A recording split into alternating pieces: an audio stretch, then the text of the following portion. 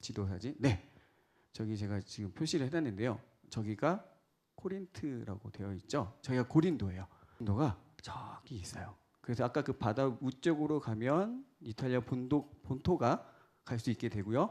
아래로는 중동까지 갈 수 있는 곳에 고린도가 위치하고 있습니다. 잠시 그 고린도에 대한 설명을 좀 하자면 당시 고린도라는 지역은 그리스에 있는 도시 국가였겠죠. 근데 로마의 반기를 들어섰어요.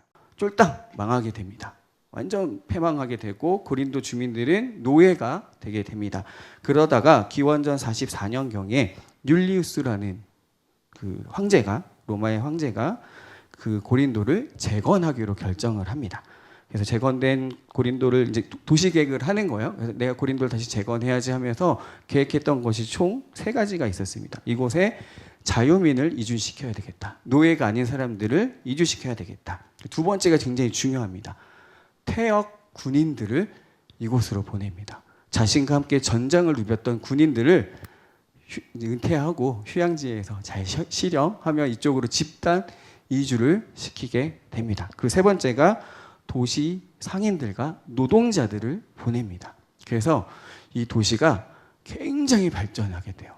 그리스에서 가장 잘 살던 도시가 바로 아테네가 아니고요. 고린도였다고 합니다. 당시 바울이 사역하던 시기에는 고린도가 그리스에서 제일 잘 사는 도시였다는 겁니다. 그런 곳에 바울이 교회를 세웠어요. 근데 편지를 무려 2번이나 보냅니다. 오늘 본문이 2번째 편지거든요. 우리나라 성경은 고린도 전서와 후서로 나지만 영어는 이제 1하고 2 하잖아요. 첫 번째 편지는 무려 16장을 보냈고요. 2번째 편지는 13장을 보냅니다. 2가지 의미가 함의되어 있어요. 여러분, 편지를 이렇게 많이 보냈다는 건 어떤 의미가 있을까요? 네, 문제가 많았다는 거예요. 심각했다는 거예요. 한 번에 끝나지 않았다는 겁니다. 다른 서신서들 보면 전서, 후서 있는 건 거의 고린도하고 갈라디아서밖에 없어요. 아니요, 갈라디아서가 아니죠. 데살로니가밖에 없어요. 나머지는 다 편지 한 번에 끝나는데 고린도를 무려 2번이나 보내게 됩니다. 그 이야기는 또 반대로 바울이 고린도 교회를 너무너무 사랑한다라는 반증이기도 해요. 오늘 본문은 2번째 편지에 나오는 이야기입니다. 여러분은 지금 SNS 시대에 살고 계시죠? 다 하시죠? 네, 별스타그램도 하시고 유튜브 채널도 있으실 것 같고요. 페이스북은 이제 저 같은 아재들이 하는 거니까 요즘 트레드라는 걸 하시더라고요. 이렇게 반말조로 누구누구 막 처음에 너무 적응이 안 돼가지고 네, 저도 지금 눈팅만 하고 있는데요. 어쨌든 저와 여러분 지금 SNS 시대에 살아가고 있어요. 뭘 자랑하는 시대에 살아가고 있어요. 여러분 인스타에 뭘 올리죠? 자랑하는 걸 올리고 싶어 해요. 네, 나의 고난과 나의 힘듦을 올리고 싶어 하지 않고 나 오늘 이거 먹었어. 나 오늘 여기 갔어. 저도 좀 찍고 싶어요. 나 오늘 청담 왔어. 이러면서 이제 올리고 싶은 마음이 막 일어나는 시대를 저 여러분이 살아가고 있어요. 근데 당시 고린도가 그런 동네였다는 거예요. 너무 잘 살았어요. 그리고 아까 말씀드렸듯이 2 부류의 사람들이 있었잖아요. 자유인들, 로마 시민, 본 네이티브 로마 시민들이 살았단 말이에요. 그러니까 이게 급이 다른 거죠. 다른 식민지에 살고 있는 자유인들과 쉽게 얘기하면 이제 미국 시민권자를 가지고 있는 것과 영주권자와 유학생은 좀 다른 의미죠. 그것보다 더 크게 좀 의미를 받아들이시면 될 것 같아요. 그런 곳에 있던 사람들이에요. 그리고 겁나 잘 살았어요. 그냥 잘 사는 정도가 아니라 너무너무 잘 사는 동네였어요. 그래서 이곳에 신전이 무려 어마어마하게 큰 그리스 신전들이 4개인가 5개인가가 있었어요. 그런 동네에 향한 고린도가 그 동네에 교회가 세워졌다는 거죠. 근데 문제가 뭐였냐면 가장 큰 문제는 고린도 교회 안에서 바울을 인정하지 않기 시작했어요. 바울이 세운 교회인데 교회 사람들이 비유하면 이래요. 각성환 목사님 계시는데 각성환 목사님이 교회를 개척하고 설립을 했는데 여기 있는 성도들이 박 목사님 뭐라 얘기해도 안 듣고 뭐래 이러면서 이제 무시하는 거예요. 선교지 가 있으면 아예 그냥 잘 됐다 뭐 이렇게 생각하는 거죠. 그러니까 바울이 마음이 막 무너지고 쓰러지는 거예요. 근데 그때 왜 그런 일이 있었냐면 고린도 교회에 세워진 후에 거짓 사도들이 왔어요. 이 사람들도 유대인이었어요. 근데 말을 엄청 잘했대요. 네. 설교를 잘했다는 겁니다. 근데 여러분 바울 사도님은 우리가 예상하는 것과 달리 말을 잘 못하셨대요. 그래서 에베소 교회에서 강론하실 때 청년이 졸다 떨어져서 이제 잠깐 쓰러져서 죽었다가 살아나는 기적이 일어나는데 그 이유는 바울 사도님의 설교가 너무 지루해서 졸다가 떨어진 거거든요. 근데 반대로 이 거짓 사도들은 말을 너무 잘하는 거죠. 그리고 기티가 자잘자잘 흐르는 거예요.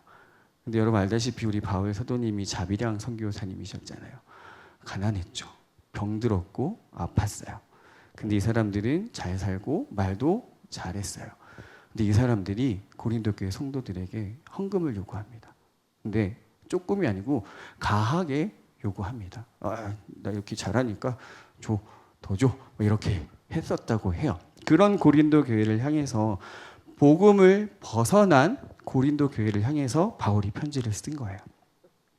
자신을 지도자로 인정하지 않는 것에 서운함이 아니라 이들이 복음의 본질에서 벗어나 있는 것 때문에 이 편지를 쓰게 됩니다. 근데 당시 그리스 문화와 고린도라는 도시의 배경으로 놓고 보면 바울 사도님은 좀 별로예요. 별로 어울리지 않는 것 같아요. 바울이 정말 근데 여러분 부족한 사람인가요? 그렇지 않아요. 날 때부터 로마 시민이었어요. 그리고 그 유명한 바리새파 사람이었어요. 여러분 바리새파라고 무시하면 안 됩니다. 바리새파는 성경을 통째로 외워요. 물론 이제 구약 성경. 근데 여러분 구약 성경도 39권이나 되거든요. 그걸 어떻게 외워요? 전 시편 한 편도 외우기 어려운데 다 외우던 사람이었어요. 그리고 무엇보다도 여러분 바울은 예수님을 만났던 사람이에요. 직접 다메섹으로 가는 길에서 예수님을 만나서 회심했던 사람이죠. 그리고 무려 3층 하늘까지 갔다 온 사람이었어요. 많은 기적과 이적을 선교여행 동안 행했던 기적의 사도였어요. 근데 고린도 교회가 보니까 부족한 거예요. 이 사람 정말 부족한 사람처럼 보여지고 느껴졌다는 거죠. 고린도전서 1장 18절에 바울이 이렇게 이야기합니다. 십자가의 말씀이 멸망할 자들에게는 어리석은 것이지만 구원을 받는 사람인 우리에게는 하나님의 능력입니다. 보세요. 이 말씀대로라면 고린도 교회는 그 능력에 벗어나고 살아가고 있어요. 말씀을 놓쳐버렸어요. 아직 복음을 제대로 모르고 있다는 거죠. 그래서 그 고린도 교회들이 듣긴 들었지만 아직 회심하지 않았다는 거예요. 삶에 변화가 일어나지 않았다는 거죠. 그런 고린도 교회과 반대로 바울은 예수님을 만나 인생이 바뀐 사람입니다. 꼬였어요. 제대로 꼬였어요. 정말 심각하게 꼬였어요. 그런 고린도 교회 교인들 향해서 바울이 이렇게 항변하니 좀 길어요. 길지만 우리가 좀 함께 바울의 항변을 함께 외쳤으면 좋겠습니다. 고린도후서 11장 22절에서 30절까지의 말씀을 저희가 함께 읽어보도록 하겠습니다. 함께 읽겠습니다. 시작. 그들이 히브리 사람입니까?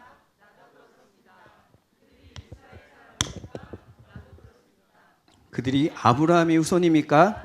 나도 그렇습니다. 그들이 그리스도의 일꾼입니까? 내가 정신 나간 사람같이 말합니다마는 나는 더욱 그렇습니다.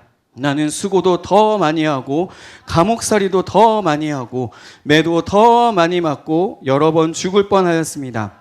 유대 사람들에게서 마흔에서 한 해를 뺀 매를 맞은 것이 5번이요 채찍으로 맞은 것이 3번이요 돌로 맞은 것이 1번이요 파선을 당한 것이 3번이요 밤낮 꼬박 하루를 망망한 바다를 떠다녔습니다.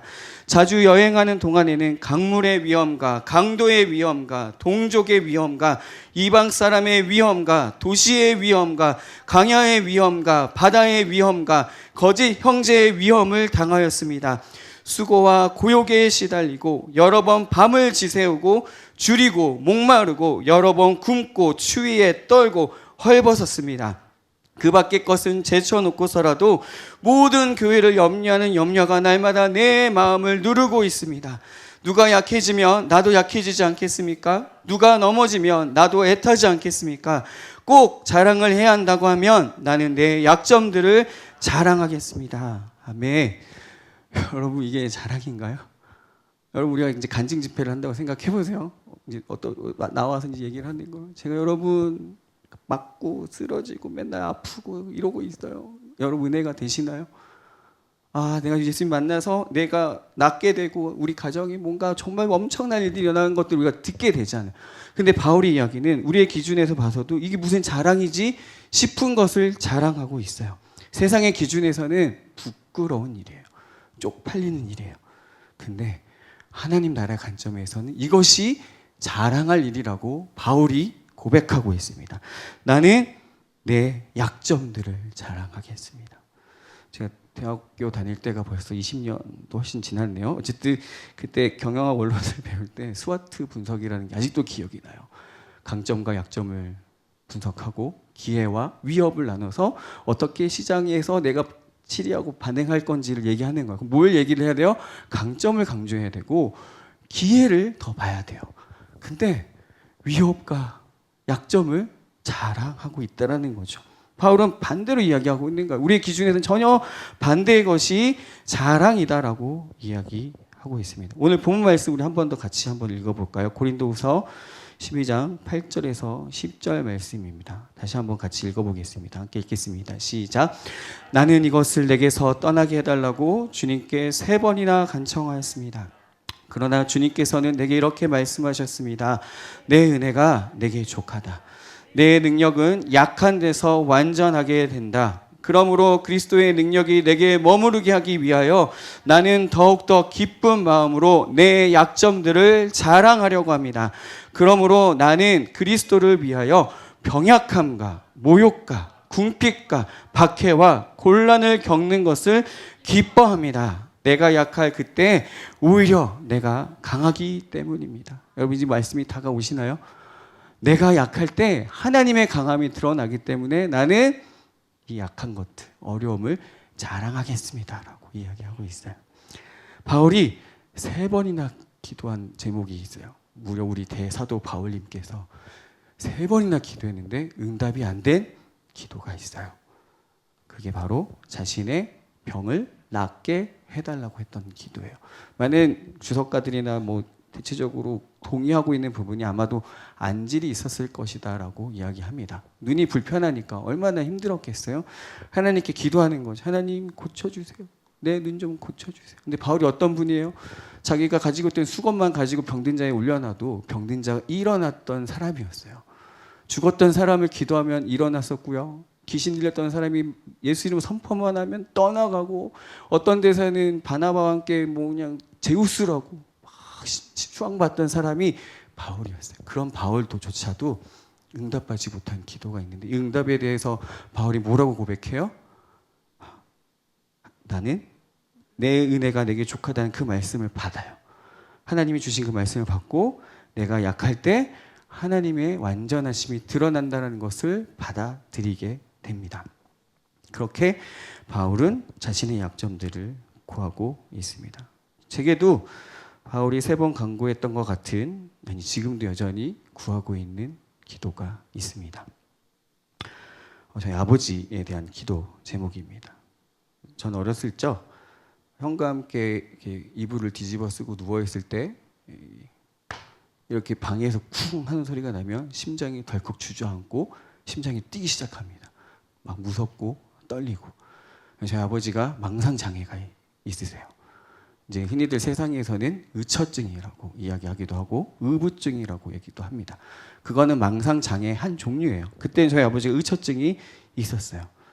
그래서 그 어렸을 때 항상 아버지가 술만 드시면 난리가 났어요. 그냥 난리 나는 정도가 아니라 정말 난리가 났어요. 어린 마음에 너무너무 두렵고 떨려서 형과 함께 그 이불을 뒤집어 쓰고 벌벌벌 떨기 시작했고 조금 크고 나서는 저희 형이 경찰에게 신고해서 저희 아버지에게 맞고 지금은 이제 경찰한테 신고하면 바로 잡혀가지만 그때는 좀 조심하세요. 그냥 돌아갔어요. 이런 상황들이 계속 반복됐습니다. 그런 아버지를 보면서 제 안에 엄청나게 큰 상처들이 남아있게 되죠. 그래서 저는 술을 정말 싫어해요. 술 자체가 나쁜 건 아니지만 제 쓴뿌리가 술을 굉장히 싫어하게 했습니다. 그리고 저는 여성들을 때리는 거를 극혐하는 정도가 아니라 만약에 제 눈앞에 그런 일이 벌어지면 쫓아가서 아마 그냥 난리를 칠 것 같아요. 저도 실제로 성인이 되고 나서 아버지가 동일하게 그런 폭행을 하시려고 할 때 제가 아버지를 업어치게 하고 저희 아버지가 힘이 굉장히 세시거든요. 덩치도 엄청 크시고 싸움도 진짜 잘하셨어요.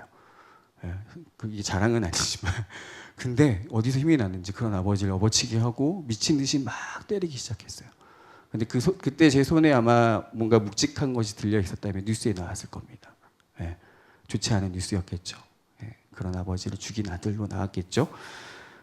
그러나 다행히 저희 아버지가 그렇게 크게 다치지는 않으셨어요. 그런 일들이 계속해서 일어났어요. 그러다 인격적 예수님 만나면서 예수님이 너무너무 좋았어요. 너무 좋았어요. 그래서 예수님 때문에 뭐든지 정말 다 할 수 있을 것 같았어요. 제가 잠깐 북경에서 3년 동안 이제 유학을 하던 시절이 있었는데 그때 너무 행복했어요. 아빠도 떨어져 있고 뭐 집안일은 모르겠고 나는 그냥 주님이 좋아서 와 주님 너무 좋아요. 그때 하나님 앞에 제가 요셉과 같이 하나님께 쓰임 받고 싶습니다라고 대학원을 준비하고 있을 때 하나님이 제 안에 다시 한번 내가 무엇을 해야 할지를 고민하게 하셨고 제 안에 서운함이 생겼어요. 하나님 저는 사역자가 되고 싶습니다. 하나님 말씀해 주시면 제가 가겠습니다. 제가 가고 싶어서 가는 길이 아니라 하나님이 허락하시는 길이라면 가겠습니다라고 기도하고 말씀으로 응답을 받고 신대원을 가기 위해 27살에 한국으로 돌아옵니다. 근데 제가 26살에 결심을 했는데 신대원을 31살에 들어가거든요. 꽤 긴 갭이 있죠. 오늘 시간이 없기 때문에 짧게만 나누자면 그 4년여의 시간 동안 그 길을 포기하고 싶게 만들었던 순간들이 있어요. 아, 나 못하겠다. 나 되면 안 되겠다. 오늘 나왔던 것처럼 바울이 가난했다고 합니다. 저는 진짜 찌질하게 정말 찌질하게 가난했던 청년의 시절이 있어요. 제가 2009년에 에스라 목사님 처음 만났는데 에스라 목사님이 저를 보고 탈북자인 줄 알았대요. 얼마나 못 먹고 이렇게 좀 그랬으며 제가 그때 어떤 선교단체에 풀타임 간사로 일하고 있었는데 페이를 줄 수 있는 상황이 아니어서 그냥 판잣집에 공동체로 막 15명이 우르르 모여 살면서 그냥 그럴 때였었어요. 탈북자처럼 보였대요. 지금은 아니죠. 네, 어쨌든 가난도 저의 마음을 주저앉게 하지 않았습니다. 그리고 보이지 않는 미래도 힘들지 않았어요. 괜찮았어요. 친구들이 집을 사고 결혼하고 뭐 차를 사도 조금 부럽긴 하지만 괜찮았어요. 근데 막 성령 충만해서 막 열심히 하나님 일을 선교단체에서 또 우리 에스라 목사님이 보내주셨던 캠퍼스에서 그냥 기타나 딸랑 들고 막 찬양하고 예배하고 그랬었거든요. 뭐 음향 아무것도 없어도 괜찮아 그냥 막 했는데 전화가 옵니다. 엄마한테 승민아 잘 지내니? 근데 어머니도 누구한테도 할 데가 없으니까 저한테 이야기하시는 거예요. 기도해달라고. 아빠가 또 그랬어. 그럼 이제 또 때리고 난리가 난 거예요. 그때 저는 이 표현이 정말 이게 정확해요. 그냥 바닥에 주저앉는 것이 아니라 지하를 뚫고 수월 100층으로 떨어지는 기분이 들어요. 막 하나님 앞에 분노하고 절규합니다. 분노하고 하나님 어떻게 이러실 수 있고 내가 좀 하겠다는데 왜 안 들어주세요. 막 바닥으로 주먹을 있는 대로 막 내리치고 그러면 제 안에 어떤 참소가 들리냐면 야 네가 뭔데 사역자야. 네가 뭔데 찬양을 해. 너의 가정이 이번에 일꾼인데 네가 무슨 찬양을 하고 네가 무슨 말씀을 전한다고 하나님을 전한다고 웃기지도 마라는 제 안에 참소가 막 올라왔어요. 그러면 정말 하기 싫었어요. 근데 여러분 어떻게 됐을까요? 지금은 어떻게 됐을까요? 짠 하고 해결이 됐을까요? 안 됐어요. 그저께 저희 형에게 전화가 옵니다. 승민아 병원을 좀 알아보자. 저희 아버지가 지금은 따로 지내고 계세요. 근데 여러분 더 결정적인 거 뭔지 아세요? 저희 아버지는 예수님을 사랑하세요. 네. 안수 지사님에서 지금 전도사가 되셨어요. 근데 여전히 망상장애라는 정신적 질환은 가지고 계세요. 승민아 병원을 좀 알아보자. 안 되겠다. 이거 잠깐 집에 왔다 가셨는데 야 이거 너무 안 되겠다. 하자. 알아보자. 알았어. 예전에는 너무 낙담되고 다운이 됐죠. 어떡하지? 근데 여러분 그럼에도 저는 지금 목사로 살아가고 있습니다. 저는 예배자로 살아가고 있습니다. 저는 더 이상 수월로 떨어지지 않습니다. 나의 약함이 주님의 은혜로 채워지기 때문입니다. 내가 약할 때 그리스도의 능력이 머무를 수 있기 때문입니다. 내가 약할 때 오히려 주님으로 인해 나는 강해질 수 있기 때문입니다. 근데 저는 확신해요. 하나님이 고쳐주실 거예요. 언제인지는 모르겠어요. 주님 20년째 기도하고 있는데 들어주실 거라고 믿어요. 때는 모르겠지만. 여러분, 바울이 누구한테 자랑하고 있죠? 세상에 자랑하고 있지 않아요. 고린도 교회에 자랑하고 있습니다. 믿는 그리스도 형제 자매들에게 자신의 약함을 자랑하고 있어요. 저는 우리 푸른나무 교회 청년부가 우리의 약함을 자랑할 수 있는 공동체가 되기를 소망합니다.